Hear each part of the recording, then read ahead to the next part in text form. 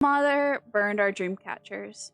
When I was a kid, my dad would hang those cheesy looking dream catchers in our room my sister and I shared. He would have to do it a couple times a month because they would disappear. Kelly blamed me, and I blamed her, but years later, we found out my grandmother was taking them. She put them in a barrel out behind the house and sent them up in a puff of smoke.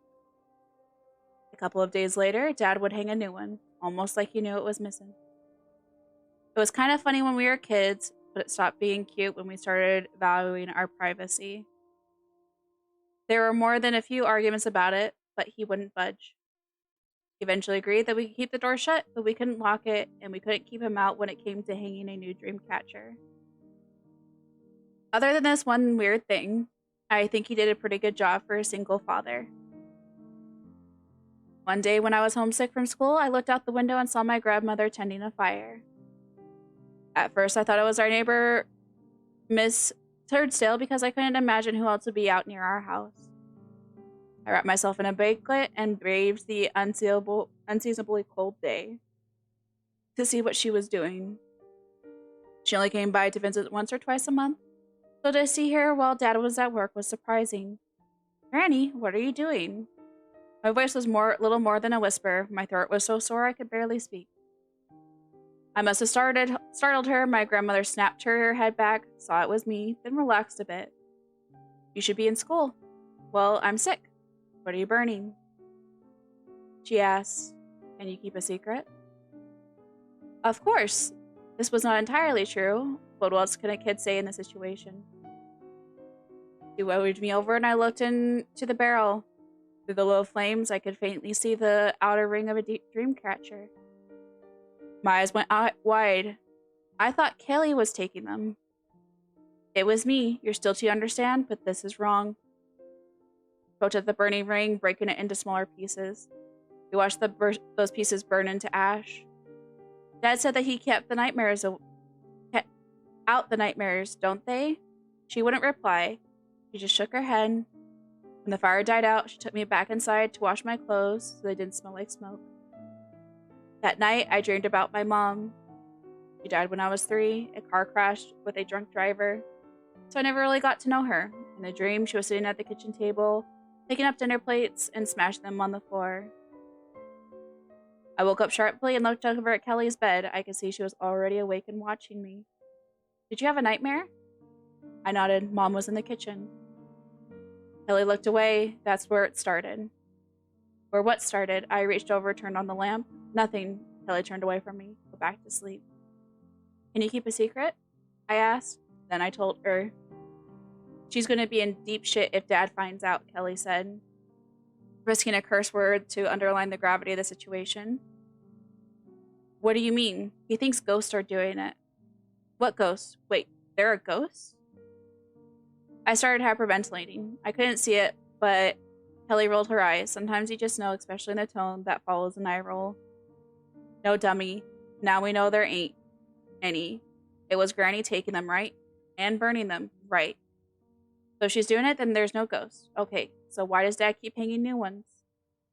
Kelly turned back towards me. "I don't know." The next day, I was still home, still sick.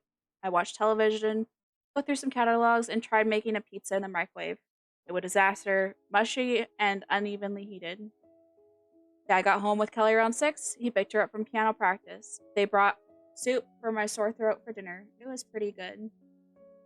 That night, I dreamed about Mom again. She was in the kitchen table again, but this time she didn't break any plates. This time she was using a typewriter. When she finished with a page, she would pull it free, crumple it, and throw it to the floor. The next day, I went to school, and when I got home, there was a new dream catcher hanging on the wall. We had lasagna that night, and I had no dreams at all.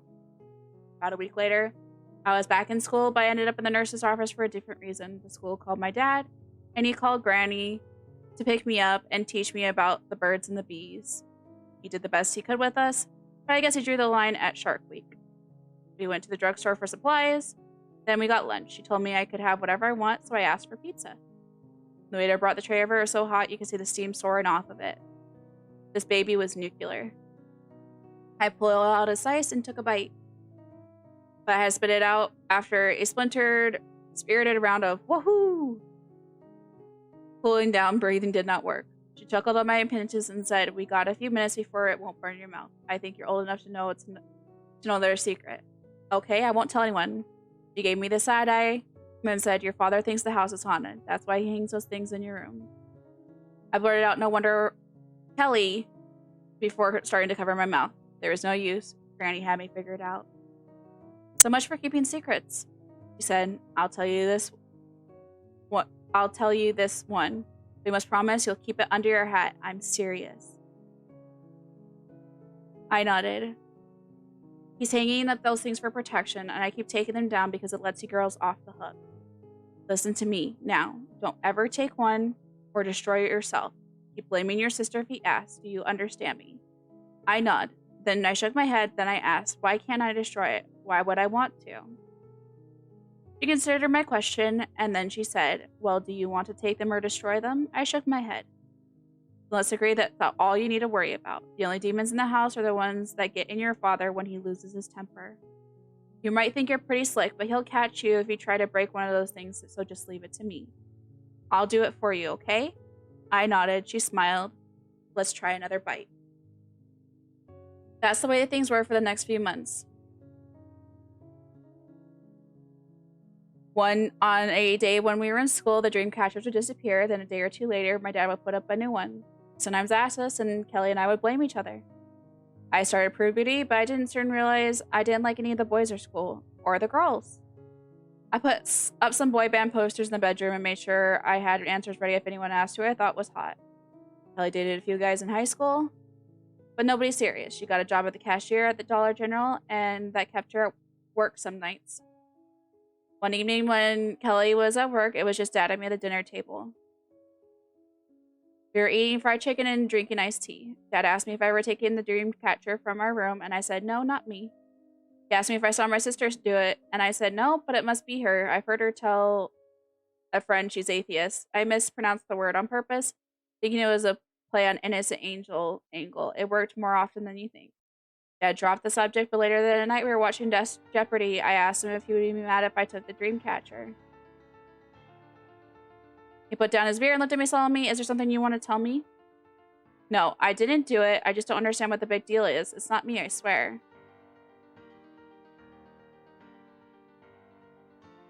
He looked at me for a while, too long for comfort, but I held my ground. Then he said, "I know you didn't do it, and I know your sister didn't do it.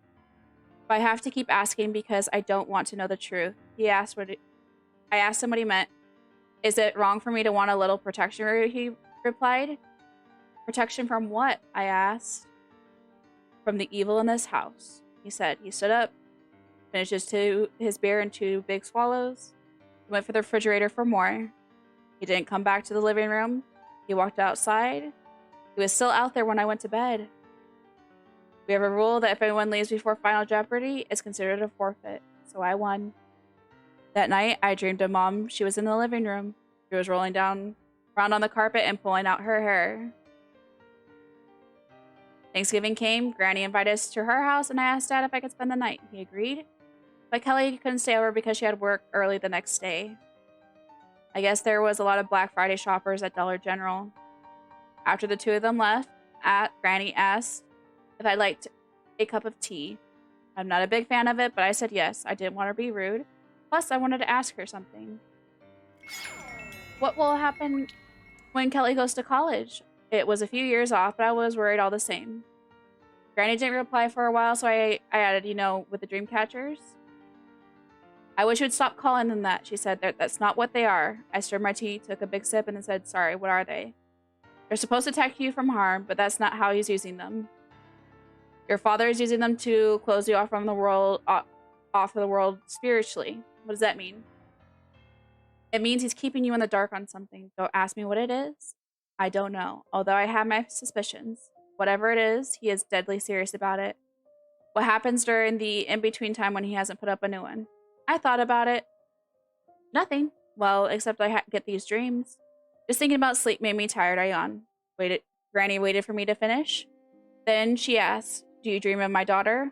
I guess we'll know come morning." That was the last thing I remember before falling asleep at the table. Next morning, I woke up in the guest room. I was still in my clothes. I had been sleeping on top of the covers. I looked at the corner of the room and saw Granny watching me from a rocking chair. I asked her what happened. You fell asleep, so I brought you here. You didn't have any dreams, right? I blinked for a few times, then no. I thought not. Instead of showing your pictures, your mom talked to me last night. I was starting to get scared. What?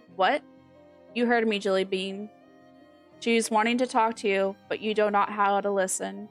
I stayed in here with Light so she could talk to me instead. Oh? I said before adding, what did she tell you? She wanted me to tell you that she loves you and Kelly with all her heart. She also said she wasn't killed in no car crash. She was murdered. I've been blind for nearly 30 years. Creepy. No sleep story. Doing good. We're about to do a story. When I was a child, I lived with my parents in a beautiful mountaintop cottage in Catadonia, Tennessee. I'm probably saying that completely wrong. It wasn't a big house, but it was a paradise for a small child who loved the outdoors. I spent all my time out in the hills, basking in the summer sun. The mountaintop was small, tight-knit community, and my parents wouldn't bat an eyelash if I were to leave the house at first light and not come home until dark. I knew I was safe. And frankly, we're probably glad to have some peace and quiet in the house. My childhood days of adventuring came to a sudden end a week after my 11th birthday. That morning, over our breakfast cereal, my dad told me that the circus had come to town and overnight had erected a massive red and yellow tent just outside the baseball field in the valley below. My mouth hung slack-jawed over my Rice Krispies. Catadonia was a decent-sized town, but outside of the baseball field, the aquarium, and the great outdoors, there wasn't much for a kid to do back then. So when my dad offered to take the family to the circus that weekend, as part of my birthday celebration, I couldn't believe it. I made sure the hug I gave to my dad every morning lingered a few seconds longer that day before I ventured out on top of the mountain-top forest. I ran through the forest, legs pumping like pistons. I was so excited. The circus! How lucky was I to have such a good dad. I finally reached my destination, a tall pine that rested on an overlook that jutted out over the valley below. I was going to get a glimpse of that circus tent. I don't remember anything else that day. I still wonder if I ever got a brief glimpse of that tent. From what I was told, a branch snapped and I fell about 35 feet onto the rock outcrop below, knocking me unconscious. When I didn't come home that night, my parents called the police. Eventually, they found me broken and bloodied and still unconscious. After a few days after that, I woke up in the hospital, and a few minutes after waking up, I realized I was blind. I hit my head on the rock outcropping in just the right way to knock something loose in my brain, and just like that, just like flicking a switch, I lost my vision. My world that was once filled with green trees, brown dirt, and blue skies was now enveloped in complete and utter darkness. The next few years were very hard, but like all things, you get used to it. You adapt, you learn new things, you find new passions, and carry on with life. I say to you all now, to tell you I am 40 now. I've been blind for most of my life. I've grown and adapted, and after several years, I felt like I'll be able to be happy with my life. I have a job. I work at a school for the blind. Several funds. I live alone in a house that I finally able to buy after several years of saving. Things have been going well for me. Really well, actually. After all these years in the dark, I can finally feel like my feet are back underneath me. I finally feel at peace with my life and the circumstances I found myself in. I finally feel like I'm back in control of my life. And I am a completely capable adult. Or I felt that way until this week. It all started on Monday. I had a shit day at school. A real stinker. Kids were assholes. My boss was an asshole. Weather sucked. It's an all-around bad day. We We have them all. As soon as I got home that day, I was going to get into bed and go to sleep, just to put the day behind me.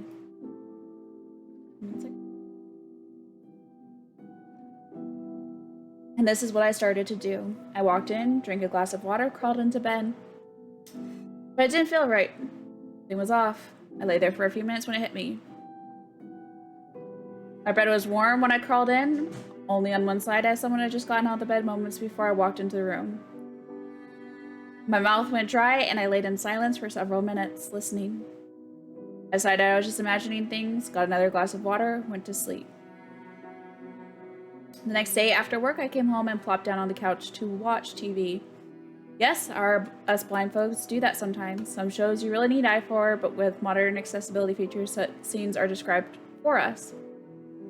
It's pretty cool. It's like having a robot read a screenplay for you. Kind of weird to get used to, but it's better than sitting in silence. So I'm sitting there, not really listening to the TV, more zoned out than anything, when I notice I'm feeling heat. Nothing too intense, just a low, steady heat coming from my right side. It took me a moment to realize it was heat coming from a lamp on the table and right next to me. I don't have any lights turned on in my house ever. Why would I? I have lamps and light bulbs screwed into their sockets, but I never use them. Friends use them when they come over, but that's about it.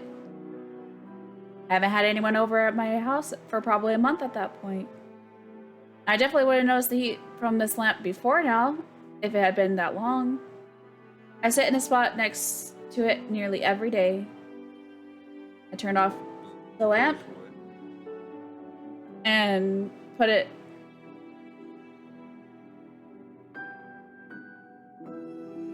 behind me. I don't have an explanation for it, but why worry myself? Full disclosure, besides being blind, I'm also an idiot. I listened to another episode of NCIS, microwaved some dinner, decided to head off to bed. I left the kitchen, took 4 steps down the hall as usual, turned to walk through my bedroom door, and bam! Nearly broke my nose on the bedroom door. This is when I got a little bit freaked out. I never close my door. I'm fucking blind and I live alone. I don't need the hassle of feeling for doorknobs every time I enter or leave a room. Someone had been in my house. I'm not going to lie to you, I was scared shitless. I haven't been this scared since the day I woke up in the hospital in Chattanooga. Knowing my entire life had just been changed. I pulled out my cell phone out of my pocket to call 911, but my hands were shaking from the adrenaline and I dropped it. I heard the phone bounce off the carpet, hit the baseboards of the wall, so I dropped to my hands and knees starting to feel for it. 5 seconds later, I still hadn't found my phone. Had it bounced further away? I swear I heard it hit the baseboards right at my feet. I slowly expand my search, following my way down the hall, arms splayed out in front of me, trying to scour as much as the carpeted floor as I could. Nothing. Tears were beginning to well up in my eyes, lame I know, but like I said, I was having a bad week and I was really scared. I sat for a moment, calmed myself, even my breathing out, and restarted my search. I only had a few square feet space left to search, just the space in front of the laundry room door and the guest bedroom door. It wasn't a long hallway. I only crawled down the hall, scraping my arms against the carpet, when the very tip of one of my fingers brushed up against a solid object in the middle of the carpet. Finally, I only crawled a few more inches and let my hand fall where I felt something solid. There was nothing there. Confused, I crawled a few more inches and tried again. Nothing. I crawled for a few more inches and reached my hand again. My right hand fell on something. Too big to be a phone? I gently rubbed my hand across the surface. It felt cold and dry, almost fleshy. I realized what it is when it moved from under my hand. I grabbed somebody's foot. I screamed, threw myself backwards, struggling to regain my feet. My legs had turned into jelly. I collapsed on the ground and listened, legs pulled up to my chest, ready to kick out at any noise within striking distance. I'm not sure how long I was on the ground. It felt like forever. After a while, I slowly got back up to my feet. I stood still and listened to the air. I couldn't hear anything but the wind blowing through the trees in the backyard and the hum of my air conditioner. But I could feel someone staring at me. I knew that less than 15 in front of me, someone was standing in the doorway of my guest room, barefoot and holding my phone. My mind conjured up a head of wild hair, torn clothes, dirty hands that wrapped around the handle of a butcher knife. Slowly I backed away, feeling along the wall with my hands, searching for my bedroom door so I could place myself within my house and plan my escape. The air tasted electric, and then the silent house held an enormous tension that felt ready to explode. Any moment, footsteps would launch themselves towards me from the hallway, and I would feel a knife plunge deep into my chest, or neck, or useless fucking eyes. My breathing was getting heavy again. Was that my breathing? My mind was racing through the possible outcomes, and ears were straining to pick up anything in the silence. Finally, my hand brushed against the door frame of my bedroom. My hand wrapped around the doorknob to steady myself.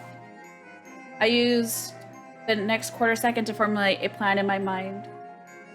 Turn around 180 degrees, take 4 steps, turn left, take 5 steps. Door should be there. Unlock door, leave house. Stand in the middle of the street and scream my head off until a neighbor or a passerby stops to help me. Solid plan. Just as I was about to turn around to put my plan in action, I felt the door knob to my room rotate under my hand and pull itself away from me. Opening the door, I felt one hot, smelly breath on my face, and I bolted. Turn 180 degrees, take 4 steps, turn left, take 5 steps. Bam. I ran into the kitchen island. I was panicking. My strides were longer when I ran. Too bad I had never sprinted around my house before to learn what it was like. I reached out to the island and grabbed my knife block, pulled out the first knife I could find. I put my back to the kitchen counter and swung the knife wildly in front of me. I shuffled my way around the kitchen island and swung the knife, feeling my way towards the door when I felt a finger poke me in the forehead and muffled laughter. As I slashed the air wildly around me, edging closer and closer to the door. I found the doorknob and pulled the door. It was locked. Fuck, I had forgotten about it. It wasn't a problem, but it delayed my exit by another 2 seconds. Just long enough to hear a knife slide out of the kitchen block on the kitchen island. I exploded out of the house and ran into the street screaming. I can't remember if I was screaming for help or if I was just plain screaming, but it wasn't even a minute before a woman's voice called out to me. Sweetie, it's okay. Drop the knife. It's okay. I can help you. The woman sounded like she had just smoked about 3 packs of Marlboros, or her throat was filled with gravel. It's okay. Shh. She cooed. I lowered the knife and listened to the woman as she approached. I've been blind for nearly 30 years. I know what things sound like. I can tell what kind of cars are on the road by the sound of the tires. I can pick out and isolate specific sounds in a loud room. I knew what it sounds like when people walk with shoes or sandals or barefoot. This one walking towards me had bare feet. I started screaming again, slashing the knife wildly in any and all directions, and heard the woman scamper off back towards my house. In the end, one of my neighbors called the police. Not about my situation, because there was a total psycho screaming and waving a knife wildly in the street outside her house. I don't blame her either. Either way, it got the police here. They found 2 people in my house. They had been living in the guest room. I probably would have found them there if I ever went in there. The police said that they had probably been in there for about 2 weeks. A couple of meth heads looking for a place to squat and figured they could just live in a house of a blind guy, and as long as they were quiet, they wouldn't have any issues. I guess they figured out I would think my house was haunted or something. It makes me sick knowing these people were in there for so long, watching me from the dark corners and laying in my bed. I'd probably walk right past them a few times or cooked myself dinner while they sat on my couch and watched me. Before I hit the post button on this, there's one more thing I'm still worried about. I'm typing this all out through a dictation app. You know those apps where you just talk and your computer will type it out for you? They're essential for us blind folks. Anyways, I'm sitting here in my room talking about these things, and I swear to God, in the breaks when I stop to think, those little pockets of time where my house returns to the deathly silence of a few nights ago, I swear I can hear someone breathing in the room with me. I think the police might have missed one. I still do not think I'm alone in this house.